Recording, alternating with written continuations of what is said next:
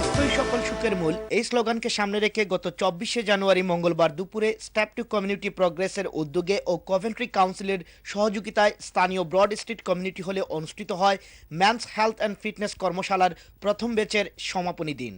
সর্বমোট ১২ সপ্তাহ ধরে স্থানীয় বাঙালি কমিউনিটির মোট ১৫ জনের একটি ব্যাচ করে কভেন্ট্রি কাউন্সিলের দক্ষ প্রশিক্ষক ও ডায়াবেটিশিয়ানের তত্ত্বাবধানে শারীরিক সুস্বাস্থ্য বৃদ্ধি ও বিভিন্ন ধরনের রোগ দমনের লক্ষ্যে খাদ্যের সীমাবদ্ধতা সম্পর্কে জ্ঞানদান ও প্রয়োজনীয় শারীরিক চর্চা করানো হয়।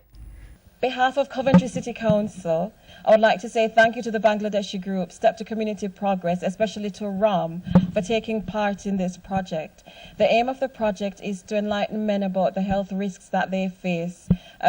অত্যন্ত উপকৃত হয়েছে। আমাদের বিভিন্ন ক্যাটাগরি ব্যবসা যারা আছেন তারাও এই ধরনের প্রোগ্রাম করে যে উপকৃত হবেন আমি আশা করি।